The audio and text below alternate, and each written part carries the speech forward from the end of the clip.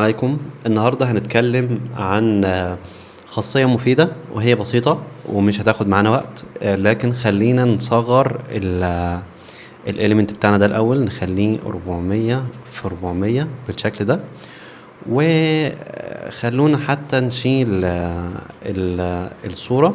يعني أنا عايز بس الاليمنت ده، ممكن أخليه ريد. البروبرتي بتاعت النهاردة ببساطة اسمها opacity بالشكل ده.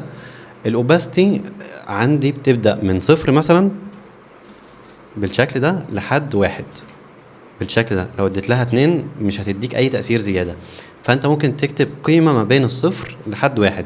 يعني ممكن اقول له ان انا عايز اوباسيتي دوت 1/10. زي ما انتم شايفين الاوباسيتي اتغيرت. الكلام ده انا بيتهيأ لي لو طبقناه على صورة هيبقى احسن، فخلونا نرجع الصورة تاني، كنترول زد علشان ارجع بالشكل ده. انا هنا هقول له كات 2 وهقول له نو ريبيت، وهقول له مش عايز الفيكسد، وهخلي هنا البوزيشن كفر بالشكل ده. بوزيشن هنا البوزيشن سنتر.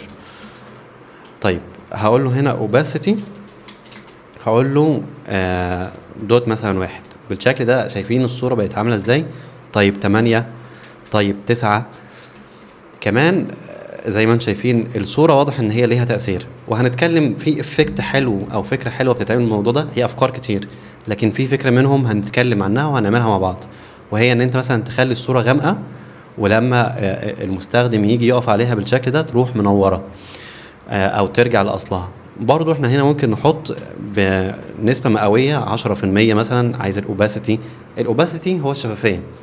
فكرة الاوباسيتي اللي هي الشفافية بتاعت الحاجة، اللي هو انت الحاجة مثلا، يعني خلينا نقول انت عايز ضوء قوي قوي ولا ضوء ضعيف شوية.